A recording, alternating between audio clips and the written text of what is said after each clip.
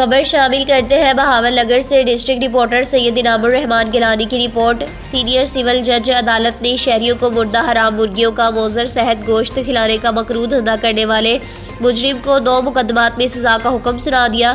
ملزم شہزاد فیصل کو مجموعی طور پر 4 سال 6 ماہ قید اور 10 لاکھ روپے جرمانے کی سزا سنائی۔ مردہ مرغیاں اور اس کا گوشت فروخت کرنے والے ملزم شہزاد فیصل کو مقدمہ نمبر 472/25 اور 714/24 میں سزا سنائی گئی۔ معزز عدالت کے سینئر سول جج کریمنل ڈویژن محمد ضیاء خان نے ملزم پر فرد جرم عائد کرتے ہوئے مجموعی طور پر 4 سال 6 ماہ قید اور 10 لاکھ روپے جرمانے کی سزا سنائی۔ ترجمان فوڈ اتھارٹی کا کہنا تھا کہ کارروائیوں کے دوران برآمد شدہ مردہ مرغی کا گوشت انسانی صحت کے لیے انتہائی خطرناک پایا گیا تھا، جبکہ فوڈ اتھارٹی کا مقصد عوام تک محفوظ، معیاری اور حلال خوراک کی فراہمی کو یقینی بنانا ہے۔